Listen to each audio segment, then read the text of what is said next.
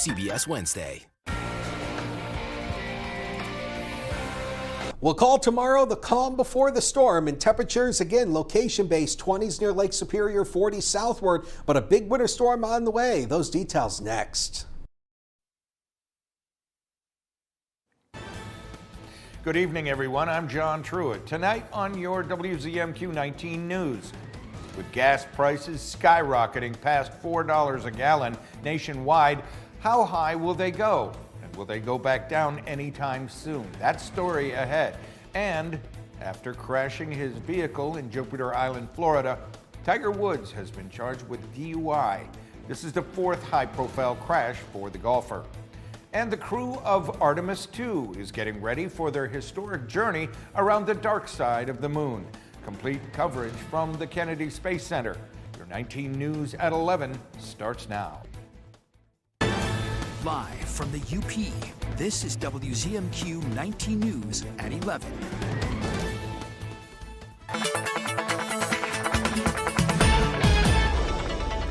Lows tonight dipping off into the mid to upper 20s across much of the Upper Peninsula, maybe some lower 30s southward. But tomorrow, pretty much the same deal. Cooler near Lake Superior, warmer southward. But we are watching a big storm system that's going to arrive on Thursday that could produce some freezing rain issues for us. Complete details and timing and more coming up in just a few. Thank you, Dakota. According to online data, New York is averaging just above $4 a gallon. Michigan is averaging just under $4. Experts say it's due to the conflict in Iran. Our Washington, D.C. correspondent Rachel Knapp reports. We are seeing the national average at levels that we haven't seen in several years due to the situation continuing to unfold between the U.S. and Iran. Patrick DeHaan with Gas Buddy says the Strait of Hormuz is one of the world's most vital waterways when it comes to transporting oil. And due to the conflict, it's essentially blocked because of Iran's threats to attack ships passing through. The Strait of Hormuz in a normal day sees roughly 20 million barrels of oil, or a fifth of the world's total oil, coming from countries like Saudi Arabia, Iraq, Kuwait, in Iran. So this is very impactful to the global flow of oil. The blockage doesn't just impact gasoline. The price of diesel fuel used to power trucks, farm equipment, and public transit has also climbed. On Tuesday, the president told U.S. allies who didn't join the war in Iran, but who are also facing fuel shortage, to, quote, build up some delayed courage, go to the strait, and just take it. He adds, the United States won't be there to help you anymore. Prices usually rise around this time of year due to seasonality, but according to DeHaan, seasonality contributes to about 15 to 20% of the increase we've seen in the last month. So the bulk of what's happening is still because of the tensions in the Middle East. And even if those tensions do alleviate, prices will not go back down to the pre-war level because that seasonality is going to prevent that until later this year, when the seasonality again flips going the other way when demand starts falling. For now, though, as we get warmer weather, Americans are traveling more. We've changed over to more expensive summer gasoline, and refineries are doing maintenance. All of those push gas prices up, but that pales in comparison to the impacts from the jump in the price of oil due to the Strait of Hormuz closure. In Washington, Rachel Knapp, WZMQ 19 News. Michigan voters will decide this November whether to reopen the state's constitution for review. Proposal 2026-01 asks whether a constitutional convention should be called, a process that has not happened since the 1960s. Our Michigan Capitol correspondent Sophia Murphy explains what's up for a vote this fall. Michigan voters will make the decision this fall on whether or not to convene a constitutional convention. The question is required to appear on the ballot every 16 years, giving voters a built-in chance to reevaluate how state government is working. Let's check in with the voters. Let's see what they think, whether they think the system is working right. And if so, we'll keep doing what we're doing. If not, then there's a chance to convene what's called a constitutional convention. If voters approve the proposal, delegates would be elected in early 2027 to meet in Lansing and review the state's governing document. Any changes they propose would still need final approval from voters. But a convention is not necessarily a complete reset. They come together and argue over things, what's working and what's not, and if it's not working, how could or should it be changed? Michigan last went through this process in the early 1960s when voters approved the convention that led to the current constitution. Since then, most changes have come through amendments either from lawmakers or voter petitions. With the amendment process, while it's a great form of grassroots involvement in government and having the people have a voice in it, when it's done by a petition, there's usually a special interest behind it, and so there's not a negotiation of the issues. A convention, by comparison, would force broader discussion and compromise across issues. A constitutional convention would be a highly politicized exercise, but at least you bring everybody in together, and there has to be conversation and discussion and ultimately agreement or compromise. If voters reject the proposal, the question will automatically return to the ballot in 2042. From Michigan's capital, Sophia Murphy, WZMQ 19 News. For the last several years, Michigan communities have been working to meet the state's renewable energy goals. WZMQ 19's Lily Simmons shows us how the city of Escanaba is making progress and saving money by establishing more solar energy.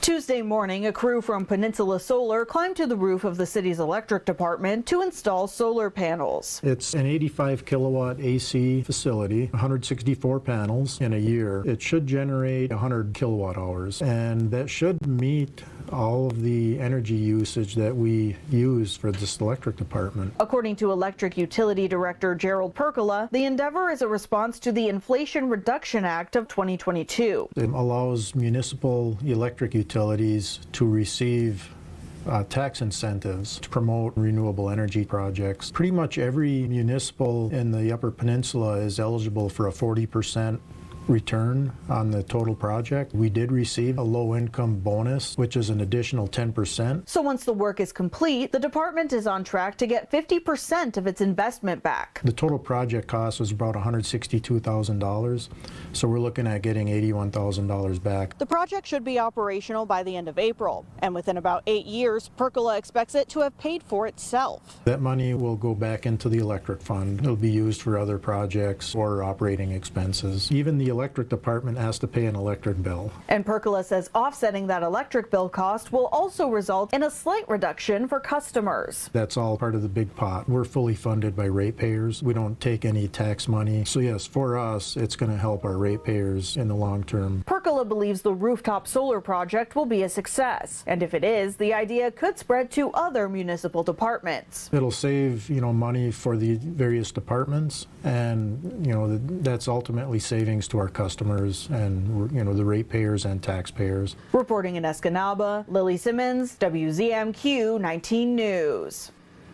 New details about the arrest of Tiger Woods after that crash last week near his home in Florida,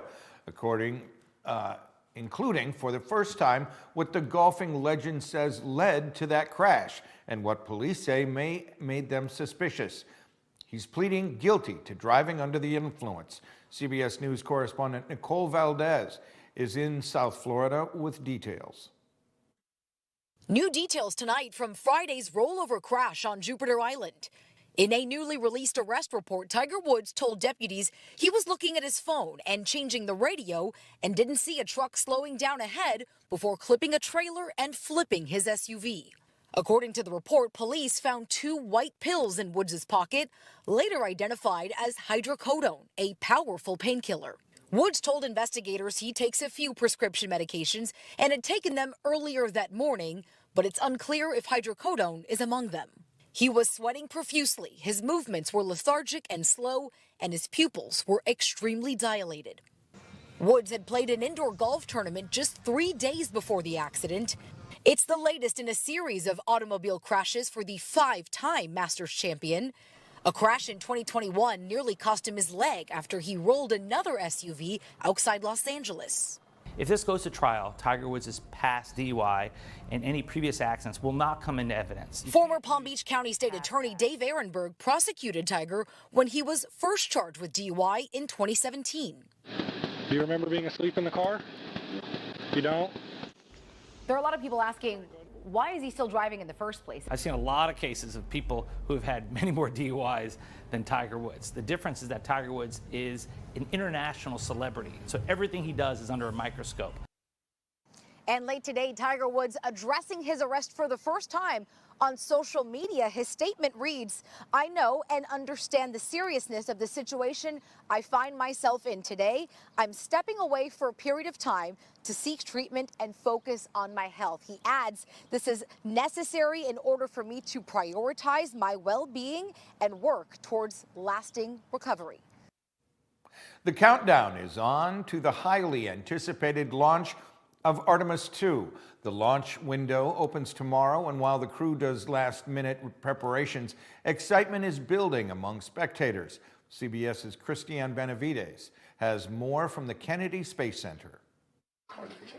Shoppers picked up souvenirs as they wait to witness history. I'm hoping that it's going to shake my chest cavity, the rockets on there. For space enthusiast Danny Hawkes, this moment has been decades in the making. I was that little kid watching a black and white TV. When I heard about the first program coming up, I said, I'm going to be there when it launches. Artemis II is a test flight for future lunar missions and will allow human eyes to see the far side of the moon. The Orion capsule will spend about a day in a high Earth orbit before moving to what NASA Administrator Jared Isaacman calls a key point in the mission. We'll get really comfortable that we're ready, and then we push the button, translunar injection. We're sending that spacecraft farther into space than ever before. About 400,000 spectators are expected to gather for the launch. The window opens Wednesday evening. Retired NASA astronaut Terry Virts says the crew has some earthly concerns in these final hours before go time. You go through last-minute training, try and spend some time with your family. You know, that's the hardest part about it is leaving your family behind. CBS News space analyst Bill Harwood tells us NASA won't launch until completely ready, and there are always backup plans. They have various abort scenarios. They're all designed to get the crew back safely to Earth. And that's the ultimate measure of success. When we come back, a full look at our forecast and the winter storm watch in effect Wednesday and Thursday for Baraga and Marquette counties. And a story about a day completely dedicated to walking and the benefits that go along with putting one foot in front of the other. And later, a decision by the U.S. Supreme Court could have implications for cases involving freedom of speech in the future. 19 News is brought to you by Kirkish Furniture. Buckle's Party Store. It's where the party starts in Calumet with an awesome beer selection featuring domestic foreign and craft brew beer, a great selection of wine, just about any kind of liquor you want, and a great range of tobacco products. Buckle's Party Store in Calumet. It's where the party starts for everyone. Closed captioning sponsored by Range Bank of Upper Michigan. It starts with one player, one ticket, one growing jackpot until someone wins Jackpot! Instantly. Fast cash, only from the Michigan Lottery. Wednesday. Wait, let's toast. Yeah, Ashley Graham. I've been perfecting this for the last 3 years. What a great job to have. Right? You know, let's perfect some wine, you know? So you now have, is it 3 sons? I do. I had one wake up in the middle of the night last night. And I'm like, I have to be on Kelly Clarkson. Plus Questlove. Do you love cooking? I think he probably likes it more than I do. I love eating. I love eating. So that's a very different statement. The Kelly Clarkson Show, tomorrow at 5 on WZMQ CBS. Get an 11% rebate from Menards and check that project off the list. Turn your tax refund into a new bathroom. With over 100 stock vanity lights to choose from, Patriot Lighting has the style for your space. This Jeffrey vanity light is a value of $88.99 after rebate. Max has more than 1,000 showers, doors, bathtubs, and surrounds to add luxury and style to your bathroom. This U-Towel shower kit is a value of $1899.99 after rebate. Save big money at Menards. We know that everybody loves me. We also know that everybody loves Raymond. But did you know everybody loves his brother and his wife and his parents too? It's a family everybody can love. Everything you could want in one show. Weeknights on MeTV 19.1.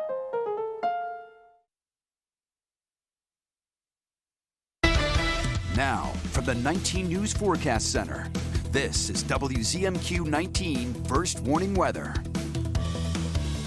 Welcome back, everybody. Today's high here in Marquette, 32, but some of you got warmer than that, especially down across the southern half of the UP. We got into the 40s, and the reason for that is due to that northeast wind coming across Lake Superior. We're going to have the same thing for tomorrow. But I really want to focus on the big winter storm that's on the way. You've heard a lot about this. Kelly was talking about this yesterday, that we are going to see the potential for some freezing rain as we head into Thursday and even into Thursday afternoon. There's going to be a window of several hours where we're going to deal with freezing rain problems. So in response to that, the Weather Service has issued up winter storm warnings or winter storm watches at this point for the entire Upper Peninsula. That's everybody shaded in blue, and that starts at 5 a.m. on Thursday and runs until 2 a.m. on Friday. So let's step you through it on First Warning Weather Futurecast. We're quiet through the rest of the overnight. Can't rule out a snow flurry or two overnight and then into tomorrow morning. Now, we'll call tomorrow the calm before the storm. We're going to try to sneak a little more sunshine in here, especially across the eastern half of the UP. That's probably where we'll see a little bit more in the way of sunshine, but can't rule out some peaks of sun closer to Lake Superior as well. But as we head into Wednesday night, our storm system that's actually out near Utah now is going to start moving its way in our direction, and watch the precipitation overspread the region. By about 7 o'clock, the freezing rain starts across the southern half of the UP from Iron River to Iron Mountain towards Escanaba. Then watch it overspread as we head through the overnight hours. We may see a little bit more snow mixing in closer to the Lake Superior shoreline.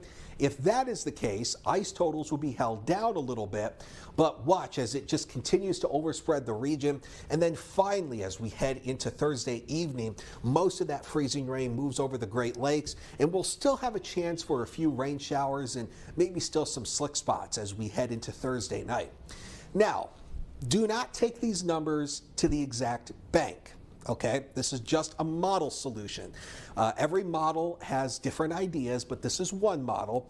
And this one tends to show about 1/4 of an inch to maybe upwards close to a 1/2 inch of ice down across the southern UP. Is a 1/2 inch of ice possible? I don't think so, given this kind of setup. I think everybody should be around 1/10 of an inch to about 1/4 of an inch, or maybe a little bit more. But understand, all it takes is 1/10 of an inch of ice to slicken up roadways. 1/4 of an inch is considered significant. That's when it starts to put weight on trees and power lines. And then if you get to a 1/2 inch worth of ice, that is a devastating ice storm. So we don't think we should be dealing with a 1/2 inch. We should be somewhere in between 1/4 of an inch or maybe a little bit more, but we're going to watch it very carefully. And you see temperatures bouncing up and down as we head through the Easter weekend into next week. The American Heart Association is reminding folks how they can get in a few extra steps for their heart health, as tomorrow is National Walking Day. WZMQ's Andrew Hands has more. Through snow or blacktop, tomorrow could be a good opportunity to get up and around. Since 2007, the American Heart Association has marked the first Wednesday of each April as National Walking Day to help kick off Move More Month. Across the country, through widespread stress levels and other priorities, less than half of adults and fewer than 1 in 5 children get the recommended amount of daily physical activity. And because of work circumstances and kids being in school, there aren't a ton of opportunities every day, just kind of organically, for movement to happen. So you really have to be intentional about taking that time to move your body. So we know that 14% of kids ages 12 to 17 reach the amount of required movement daily, but that's only 14%. And so there's a long way to go after that. The average person should be getting at least 4,000 to 5,000 steps a day for a healthy heart, with a common goal of 10,000 steps. To achieve this, the Heart Association says to consider taking unique detours throughout your day, even adding an extra route between meetings at work or between classes. Another idea is to do more activity as a family to get those steps in together. So we really encourage movement as a family, especially as the weather gets a little warmer. Take a nice family walk before or after dinner. Get out, walk the dog. I know up in the UP it's still a bit chilly this time of year, so maybe it's too cold to take the dog out, but try to find a way to move your body. Whether you brave the cold or stay indoors tomorrow for National Walking Day, the AHA is recommending a little bit more movement than usual, as any of it counts. In Marquette, Andrew Hands, WZMQ 19 News. The Supreme Court sided with a Colorado counselor in a challenge to the state's ban on conversion therapy for minors. Justice Ketanji Brown Jackson was the lone dissenter. Jared Hill reports. The Supreme Court Tuesday delivered a blow to Colorado's law banning conversion therapy for minors. In an 8-1 decision, the justices ruled the law, which bars any practice or treatment to change a child's sexual orientation or gender identity, raises concerns about free speech. What we have is a court who thinks that this particular law limits not just the subject matter people can talk about, but the view they can express. The case stems from a 2022 lawsuit brought by Kaylee Childs, a Christian licensed therapist who performs faith-informed counseling. She argued Colorado's ban violated her First Amendment right. The law basically restricts the speech between me and my client. If your daughter were to say, I think I'm a boy, we can only affirm and validate that and assist with gender transition. Colorado is one of about 24 states that prohibit conversion therapy, arguing therapy is health care and the state has a responsibility to regulate it. The Supreme Court's decision doesn't overturn the law entirely, but speaking for the majority, Justice Neil Gorsuch wrote, "The First Amendment stands as a shield against any effort to enforce orthodoxy in thought or speech in this country." We have almost every justice saying, go back lower courts as applied to this woman and apply the highest level of scrutiny that you can use. And we should be clear that that is almost always fatal to a regulation. Justice Ketanji Brown Jackson, breaking with her two fellow liberal justices, wrote in her dissent, "The court could be ushering in an era of unprofessional and unsafe medical care administered by effectively unsupervised healthcare providers." After the break, Mike Ludlam joins us with all the highlights from the sports world. The Red Wings try to stay alive in the chase for the NFL playoffs. Don't go away. Live outside Marquette County? Every day, recycling is free at Recycle 906. Bring your cans, cardboard, plastics, and more. One day, one trip, a cleaner Upper Peninsula. See what we accept at recycle906.com.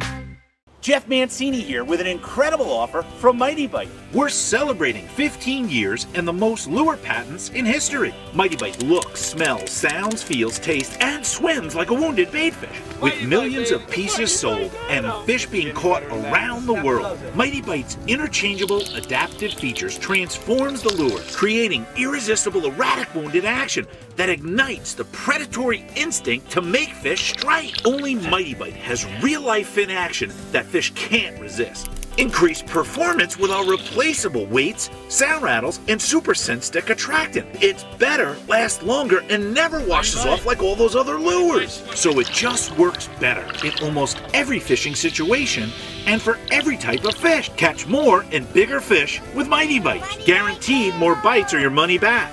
Order now and get 4 free gifts, including the incredible UFO Glow Kit to get the bite at night. Call or click today. PTSD isn't something that is just going to go away on its own. Treatment works. It helps. There's no shame in treatment. Just do it. Your world will be so different afterwards. It's a warrior sickness. It's not a coward sickness. Never too late. I guarantee you it'll help you. It will change your life. It turned my life around. You can find peace. I never thought I could feel this good. Walk through those doors, take the step. Go get help. It's the best and bravest thing you could ever do. Treatment works. We believe in patriotism. We believe in our country. For 100 years, veterans have been impacting our nation through the American Legion. Learn more at legion.org/webelieve.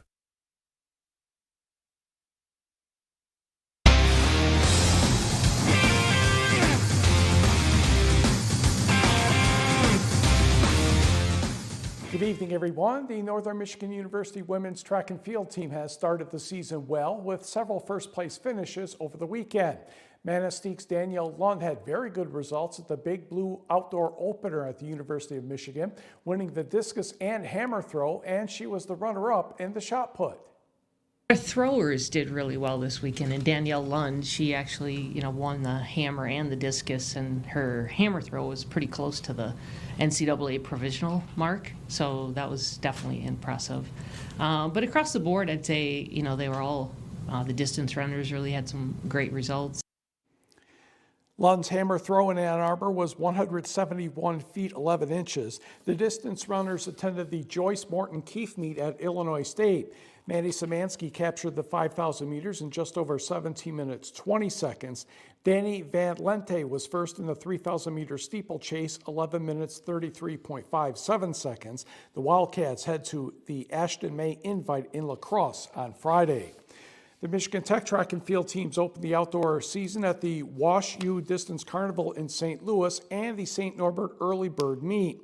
Claire Endress set a school record and NCAA provisional qualifying mark in St. Louis. She shaved 15 seconds off her previous personal best to win the women's second section of the 3,000 meter steeplechase. Her time of 10 minutes, 58.95 seconds broke the previous school record by more than 5 seconds and was just enough to get under the provisional standard. She's right now 12th in the country. In the women's 5,000 meters, Houghton High School grad Ingrid Seagren led the way in her Huskies debut at that distance, placing third in her section. At the St. Norbert Early Bird Meet Saturday, Brady Hager won his second straight 800 meters, 158.71. On the women's side, Julia Moxie finished second in 223.84. Tech heads to the Wisconsin Platteville Invite in 2 weeks. NBA basketball, Cade Cunningham still not playing yet with the collapsed lung, but the Pistons bouncing back after a tough last night loss to Oklahoma City. Jalen Duren with the reverse and score, 31 points and 9 rebounds for him. Danish Jenkins drives and scores. He had 21 points, 5 rebounds, and 5 assists. And Toronto gets on the board here. R.J. Barrett with the lucky bounce. He ended up with 24 points, but nothing to worry about, Pistons fans. Karis LeVert nails the three. 31-22 Detroit. Then Tobias Harris will find a cutting Jalen Duren, saying, oh, there he is right there, slams it down. Pistons up by 8, and they do just fine going on to win this one. 127-116. Detroit clinched the Central Division for the first time since the 2007-8 campaign. Oh, Red Wings, Red Wings, Red Wings, you worry me mightily. And there's good reason. They were at Pittsburgh tonight, and things did not go well in the first period. Richard Rakel, his 20th goal of the season from Mr. Crosby and Igor Chernikov, 1-0 Pittsburgh. Then former Red Wing Anthony Mantha gets his 30th of the year, and the Penguins have a 2-0 lead at 8:34. At 18:02, Igor Chernikov would get his 18th of the year, and Pittsburgh had a 3-0 lead. Dylan Larkin scored for Detroit in the second period on the power play, but guess what? It didn't matter. Pittsburgh won by the score of 5-1. The Red Wings are 5-7-2 this month. This is their 4th straight losing March. Baseball, the Tampa Bay Rays visiting Milwaukee, and Jonathan Aranda gets the things going for the visitors as he takes Brandon Woodruff deep in the top of the first for a 1-0 lead. Fortunately, the Brewers do much better after that. Bryce Terang with a base hit that brought in 2 runs. Milwaukee goes on to win this one 6-2, and we will be right back. Hard Rock is a name built to last. Michigan knows something about that. The Hard Rock Bet Casino app, that's built on trust too. So what you see when you sign up is actually what you get. Don't believe it? Try the app yourself. If you're not up after 24 hours playing slots, then you get up to $1,000 back to play again. Plus, to get 200 bonus spins to play Huff and More Puff. Wins paid in cash. No catch. Hard Rock Bet Casino is here, Michigan. Roll with us. Download the Hard Rock Bet Casino app today. Y'all do realize it's April Fool's Day, right? Is that you singing, Andy? There's a lot that goes on behind the scenes. Y'all are full of tricks. Plus, K-pop star Taemin performs on J-Hood. The Jennifer Hudson Show, tomorrow at 4 on WZMQ CBS. Followed by The Kelly Clarkson Show at 5 and 19 News at 6. I am stunned. The Golden Girls are on MeTV. Are you trying to tell us that you are stunned? See the always stunning Blanche, Rose, Dorothy, and Sophia. Why is everyone looking at me? Weeknights on MeTV 19.1. Escanaba reporter Lily Simmons on WZMQ 19 News. Tonight's sports is brought to you by the Window Store. Andersen brand products are #1 in quality, and the Window Store is your local Andersen expert for installation and service of all Andersen windows and doors. From showroom to your home, Andersen Windows and Doors at the Window Store. Andersen is the #1 trusted window and door brand. The Window Store is the Upper Peninsula's clear choice for windows and doors. Now that's a perfect fit. From showroom to your home, Andersen Windows and Doors at the Window Store.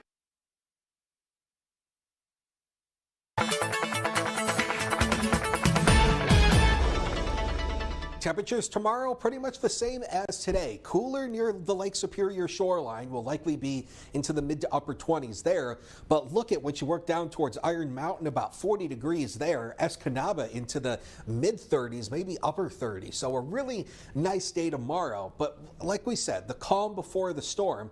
Like we had talked about earlier, don't take these numbers to the exact bank, but it gives you the idea of the amount of ice accumulation we could be looking at Thursday afternoon, and Thursday evening. So make sure you prepare for potential power outages, because that is going to be likely with the amount of ice we likely have coming. Temperatures bouncing up and down as we head through the Easter weekend, with a few scattered snow showers from time to time, and temperatures into the lower to mid 30s. We leave you now with a cute animal story. An elephant escape at New Mexico Zoo ends safely after a morning stroll. A 52-year-old Asian elephant named Alice was caught on camera wandering the grounds of the Albuquerque Zoo Sunday morning, snacking on plants and exploring her surroundings. Zoo officials say security spotted Alice outside around 7 a.m. and staff responded within minutes, safely calling her back without incident. No one was injured and no visitors were on site at the time. The zoo says a section of fencing had been compromised, but has since been repaired with additional reinforcements. So we wish Alice a good day. Well, she at least had fun walking. Looks like she was doing all right. Tigers are ahead of Arizona tonight by the score of 5-1 in the 7th inning as they try to bounce back from Justin Verlander's rough performance last night. That'll do it? That is all. That is all? All right. Everybody have a wonderful evening from all of us at WZMQ. Have a great night. And stay safe in the impending weather. Optimize your home with Maytag and Whirlpool appliances from Kirkish Furniture in Houghton. Maytag and Whirlpool offer best-in-class warranties on durable, state-of-the-art appliances, perfect for your laundry room or kitchen. Available in stock or online, plus free delivery and 0% financing. Jeff Mancini here with an incredible offer from Mighty Bite. We're celebrating 15 years and the most lure patents in history. Mighty Bite looks, smells,